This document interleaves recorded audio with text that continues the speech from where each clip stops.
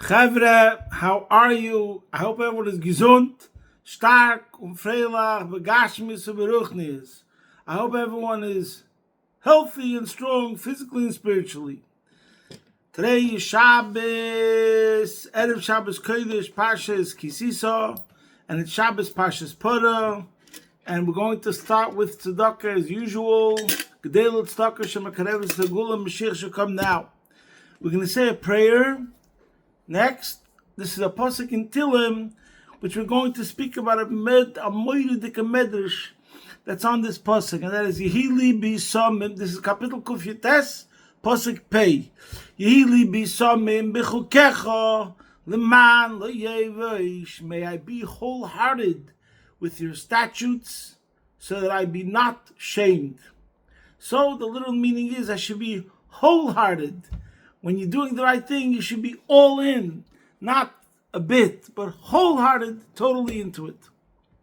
There's going to be a Medrash Rabbah that quotes this pasuk in Parshas Boi, connected to the pasuk of Achodesh Hazel Lachem, in the pasuk in Parshas Boi, where it gives us the mitzvah of Kiddush HaChodesh. We'll soon speak about it in a second, but first, let's make a general comment about today's shir. This week's Parsha, Parshas Sisa, the Rebbe says something phenomenal. In Tafshin Nun Beis, the Rebbe says something he says nowhere else, that in this week's Parsha, we see the totality of the Torah. Even though we say, Hafarba v'Hafarba the Kulaba, turn it over because all is contained in it, even though that's referring to anywhere in Torah, or in general, all of Torah. Keep on studying Torah because that's it. Everything is contained in the Torah. Whatever you have to know for life, all knowledges, everything is contained in Torah. But the Rebbe says that the truth is of the meaning of Hafarba the Kulaba means that since every single particle, so to speak, of Torah is Hashem Himself, ultimate infinity, so therefore, since Etzem, Kshatatevs Bekulei, Atatevs Mektsosei, Atatevs Bekulei, in a tiny bit of Torah is the totality of Torah. But nevertheless, in this week's Parsha, we see more in a revealed way Hafarba the Kulaba than anywhere else in the Torah. Wow, that the Rebbe should give such a categorization, Hagdara, on this week's Parsha is absolutely astonishing, amazing. But the Rebbe explains, because in this week's Parsha we have the whole gamut of Jewish history, of Judaism, the story of Judaism, and he says this is Aleph Beis Gimel, see there. And what's Aleph Beis Gimel? Aleph represents revelation. That means everything starts first, with a bang in a good way. Then comes Beis, represents descent and fall. And then comes Gimel, which represents Geula and redemption, elevation, tshuva. And we come to the higher level than we were to start with. Okay? So, and he shows how that is in this week's Parsha, where we have, Hashem gives us the Luchos. It's in this week's Parsha where he gives us the first Luchos, and then we have the Chet Egel, then we get to the second Luchos, etc. See the Sikh over there. What I want to talk about today is this idea that Yiddishkeit, and especially in the light of Chassidus, shows us in every single situation the redemptive angle, the positive, and how even with something seemingly, let's say, small, there's no such a thing as something small if we're talking about the positive, but every single thing could bring you to the greatest heights, because that's your really true essence. So let's start off first with a chiddush straight away in the beginning of this week's Parsha, right after it says the mitzvah of Machzor Shekel. He speaks about the commandment to make the kiyur. Yes, what was the kiyur? I think you pronounce it in English the laver. That was a wash basin with which the kohanim would wash their hands before they began their avodah. So if you look on the Seforno over here, which obviously there's an obvious question, if we had already in Parshas Truma, the way we discussed about the menorah, and the shulchan, and the mizbeach hachitz, mizbeach hapnim, we spoke about all the furnishings, the utensils, of what the Mishkan was. And then in Parshas Tetzaveh, as we spoke about the personnel, the garments of the Kohanim, the ones who served. Why over here it seems like it's mamish made as an exception, something which comes like as an afterthought, separate from everything else. After everything, it speaks about this kir. So now there's two ways to look at it. It's separate because it's the lowest, or guess what? We look at it the way it's up Chassidus, it's separate, and in a certain sense, it's the greatest. So first, I'll read to you what the Seforno says over here. On the pasuk, Sisa kir, you should make this wash basin, this laver. Gam ze akli lehuske lemayla. This utensil was not mentioned before in Pashas Truma, or even when it spoke about with the Kohanim, which are already speaking there about the Avodah and Tetzaveh. It doesn't mention that they had to wash their hands before they began the Avodah. Gam ze akli lehuske lemayla imshara kelim. This vessel, this utensil, was not mentioned when he mentioned the other kelim, the other furnishings that had to be made to make the Mishkan, what belonged in the Mishkan and the Mikdash. Because this did not generate divinity. This didn't bring down Amshachas Shechina. When a person washed their hands, it wasn't an Avodah that drew down the divine presence of Hashem. All those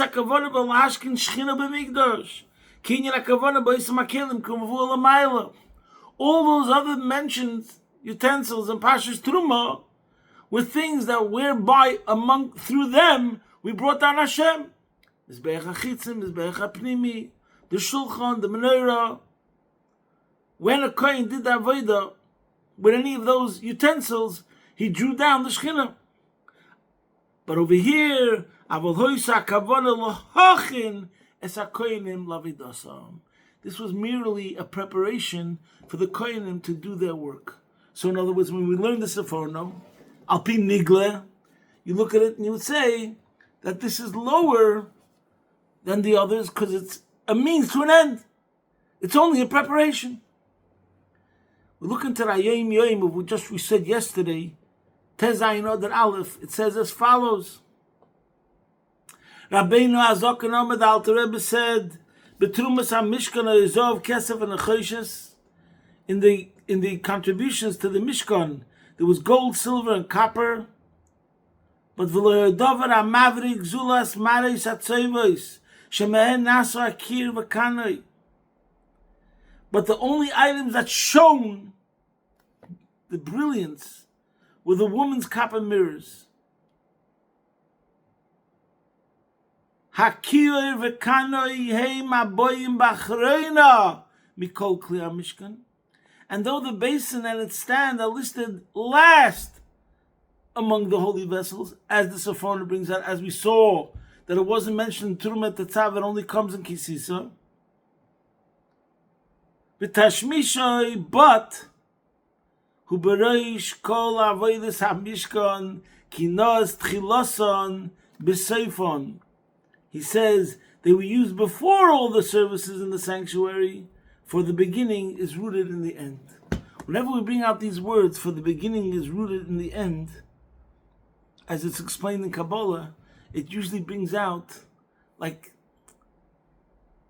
for example, if we say, Seif Maisa Olav Machshava Tchila, when we get to the end, that arose in the mind first.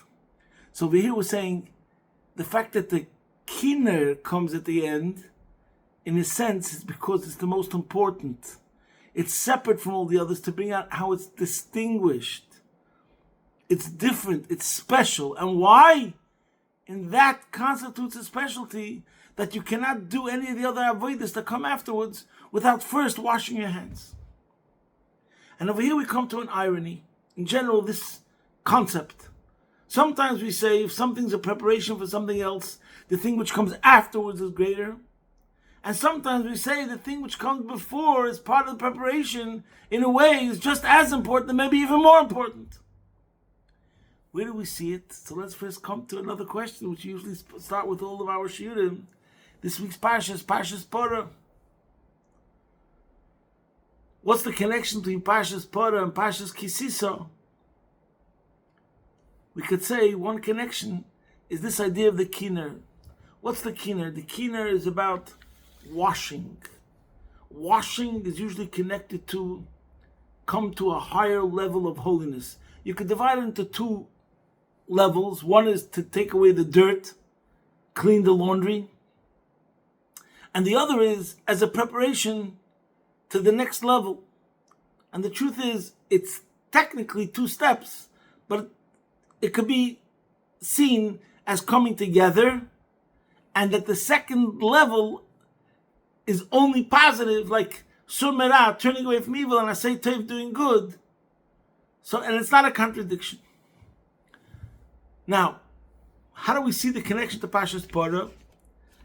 Is it getting back to the pasuk that I mentioned before about Yehi libi somim b'chukecha, the pasuk that I said in Tehillim.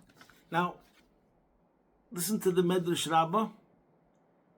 Before I say the Medrash Rabbah, boy, there's a question why we have the order of the 4 weeks. We have Parsha Shkolim, we have Parsha Zocher, and the Parsha Shkolim we read from Kisisa, the beginning of this week's Parsha. Parsha Zocher, we read the Parsha of Kiseitze about Amalek.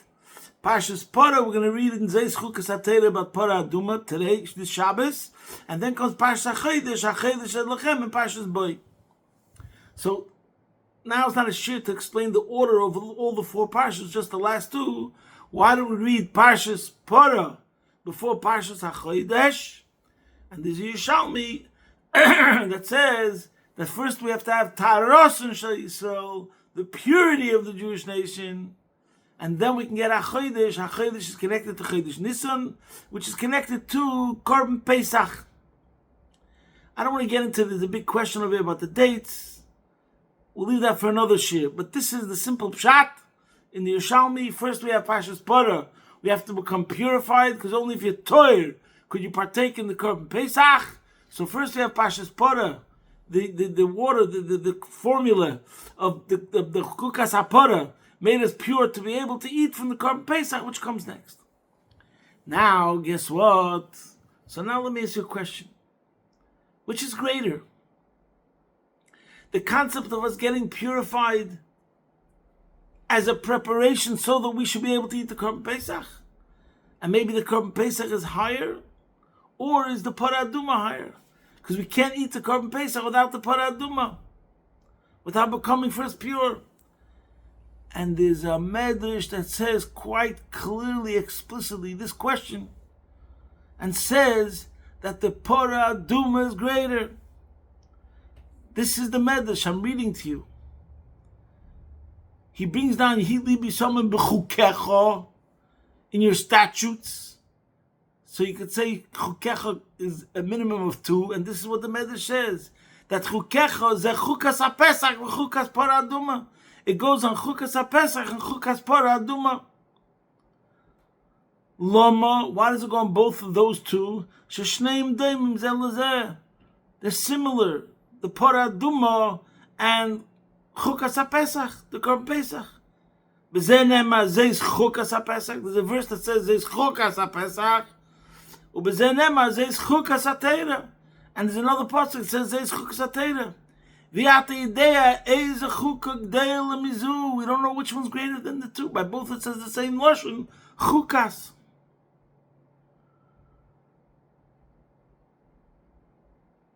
So the Medrash then says, Moshel, if you want to know which one's greater, Moshel l'shnei mataynis doim Yisrael mahalchi shtein ka'achas nirei shavis migdei l'mizu. This is comparable to 2 noble women, similar noble women that are walking together, and they look the same. Who is greater? And the Medrash answers, Oisa shechaveta malava ad beisa v'yeleches achreya. The one who is accompanied to her home, and the other one follows behind her. Kach bepesach nema bei chuko, bepora nema chuko, umigdela hapara. And that's what he says of the Medrash concludes. Even though it says by both Chukah, the Parah Aduma is greater. She'ichle Pesach tzichem lo. The one, if you want to eat the Korban Pesach, you need the Parah Aduma. Shenema v'lochol atome me'afarsh sreifas hachatos. So in other words, the Korban Pesach follows the Parah Aduma. Therefore, the Parah Aduma is greater. It's like the Korban Pesach is accompanying the Parah Aduma. So therefore, the Parah Aduma is the greater one. So this is something which you could be debatable about it. Let's say the one that comes second is greater because maybe that's the whole purpose, or the other way around. The one that you need in order to come to that is greater because that means that thing that comes later needs the first thing to come before. So in any case, I can't give a definitive answer. All I could say is over here we see the importance. Let's go back to the kiyur. We have to stress the importance of preparation. Even though the Medrash over there says clearly that the Parah Aduma is greater than the Korban Pesach, and he says it clearly, and according to Chassidus, the explanation is also to show on the idea of Bali Tshuva, because the Parah Aduma represents a person who became impure, and then he became pure. I'm not going to go elaborate on all the Hasidic discourses about that. So one idea behind it is that the idea of the avodah of tzaddikim, the idea of the avodah of Bali Tshuva, the repentant, who first was unclean and then becomes clean, is greater than the avodah of tzaddikim, which is more the concept of Korban Pesach. Okay? But for today's talk, what I want to bring out is this paradox, the irony of how in Judaism, everything is of primary importance. In Yiddishkeit, everything is of supreme importance. There's nothing small. A preparation for something is also essential. Not only that, it could be considered even greater. As we see the way, there's on the one hand, the way the Seforno explains what the kir is, that it's of less stature, and therefore it's separated from all the others, because it doesn't bring down the Shechina itself, or, as the Alter Rebbe brings up Shat, the opposite way. It's an essential thing that must be used as an introduction to every avodah. So in a certain sense, it's like even more important than any avodah. No avodah could be done without first the kir. And as the Alter Rebbe himself says, the highest levels is connected to Seifa, and the thing which is mentioned last in the Torah, which is kir. So this is the lesson. Tiyazoi. Whether this way or that way, it brings out the importance of preparation, of making a chana. And you know what? I don't know if I'm going to speak about anything else because there's a couple of stories. You know what? I'll still speak about one more point. But first I'll say the stories connected to this. There is another Hayom Yom, which is the Hayom Yom of 18th of Tammuz. Hayom Yom, I want to bring out the point of this Hayom Yom about the importance of preparation. You know, in English there's a couple of famous sayings. Prepare your work. Prepare your work. I forgot how it goes already. I forgot that one. Okay. Those that fail to prepare. It's another saying. I forgot there's two sayings. Oh yeah. I forgot it again. Plan your work, work your plan. That's one of them. Those that fail to prepare fail something. So in other words, in Yiddishkeit, there's a famous expression, Kol Dover Choshu, everything which is precious needs a preparation. Just like we have, like Abba Pesach, right away we say Purim, Shloshim Yoim Lifnei Chag, 30 days before the Yom Tov, we have to start learning the halachas. Right now we're holding about 30 days before Pesach, we start learning the halachas of Pesach. And this is very important in contrast to today's generation. It's all about instant gratification. They start learning, they start getting a bit spiritual. It's not working for me, I don't see it happening, I don't feel it. I'm not there yet. Of course not. You think it happens automatically? Some things take months, something takes hours, something takes years. So there's Hayom Yom of Chai Tammuz, the 18th of Tammuz, that says that there was a chassid of Moshe Velenker, and it says that Moshe Velenker 3 years, Moshe Velenker hat sich Meichen gewöhnt zu Yechidus beim Alten Rebbe. He prepared himself to go into Yechidus in the Alten Rebbe. Und nachdem ist geblieben 7 Jahre in Liozna, and then he remained 7 years in Liozna of bringing the Yechidus and Avodah B'Peil. To take that private audience and instruction and guidance that he got from the Alter Rebbe and to internalize it and to apply it. It took him 7 years to successfully internalize, integrate, and apply what the Alter Rebbe told him about Yechidus. So we're talking about 3 years he prepared himself just to go into the Alter Rebbe, and then 7 years to work on it. So that's 10 years, the story of one Yechidus.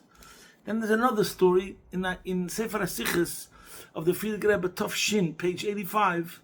It speaks about Rabbi Isaac Kammeler. And it says over there that Rabbi Isaac Kammeler, before he went to Yechidus and Alter Rebbe, he prepared for 2 years. But then, on the way that he was traveling to Alter Rebbe, he came to a town called Kazan, and he met a chassid called Reb Shol Kazaner. And he told him, Reb Shol told him something that he heard from older chassidim, that the Alter Rebbe said the following word. In the beginning, when the Alter Rebbe started his path, the Alter Rebbe said the following word on a pasuk in the Megillah where it says, Shisha chadoshim b'shemen amor v'shisha chadoshim b'psomim. It says that those that were contestants to become the queen by Achashverosh, they soaked themselves 6 months in the oil of myrrh and 6 months in aromatic spices, psomim. So in Chassidus it means, this chassid told Isaac Kammeler that the Alter Rebbe had once said that what does it mean 6 months b'shem and amor and 6 months in psomim? That 6 months the person spent in the Yisbonis would bring to merirus amitis. Shem and amor is meloshen merirus. He had 6 months contemplating how a person comes to a seriousness, a sense of dissatisfaction in a good way, demanding for yourself more to accomplish more. And then 6 months b'psomim, das meint dem tuf tam in asog elikus. And 6 months you were meditating about the beauty, the geschmack, the enjoyment, like when you have beautiful aroma. But das darf all sein ha'achonah zu Yechidus.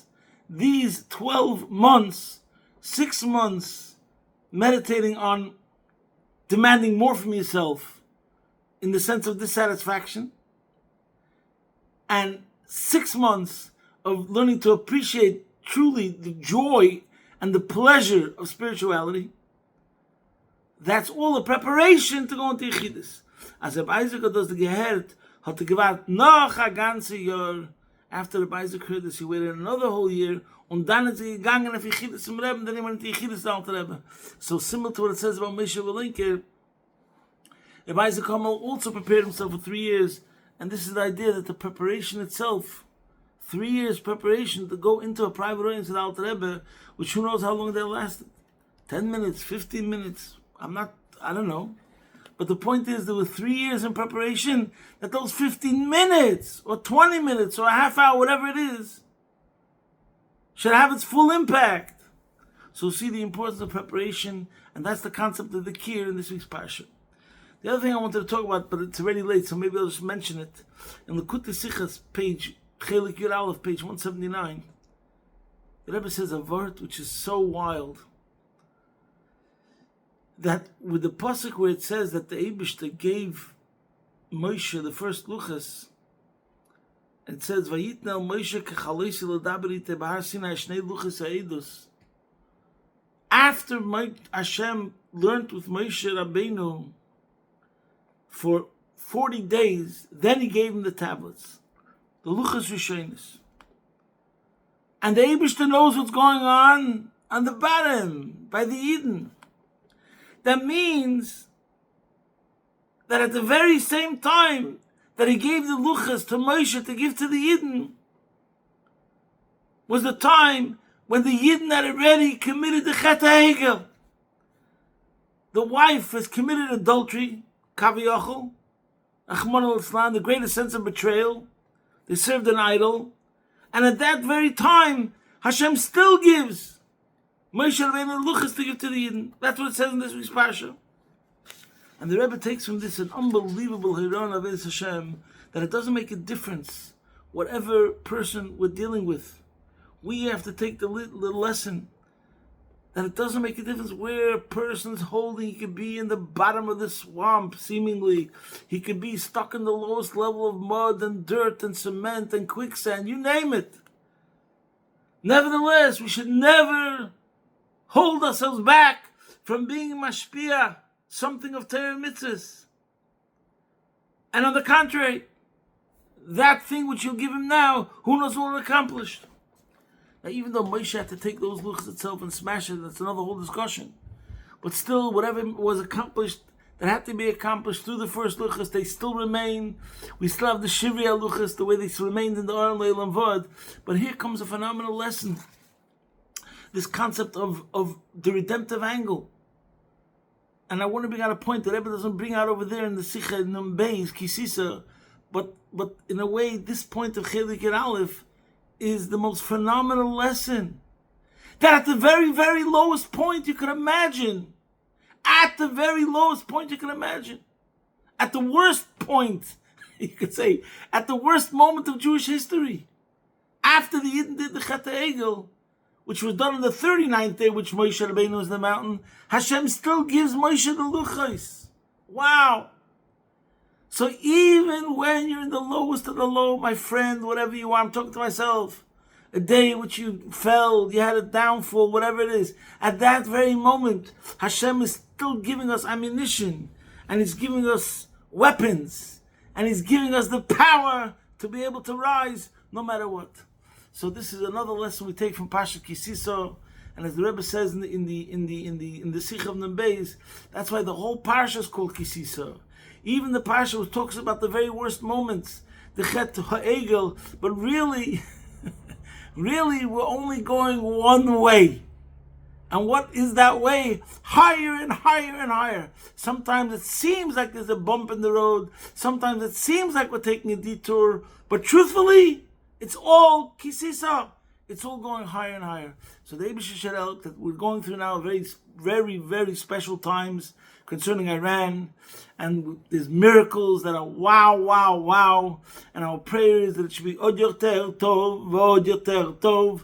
More and more miracles. And we should come from Pashas Parah, Taras Neshei Yisrael, that each and every single one of us will make one small move, one small, for you guys, do much more than small, but I'm talking to myself, each one of us will take one small step for Hashem, and the Eibishter will make a giant leap for the whole Klal Yisrael, that from Pashas Parah we come to Pashas HaChodesh, Begula Mitzvah Shleima, take of Miad Mamish, posting from my home, Be'ez Hashem Yisbarach, your man in Melbourne.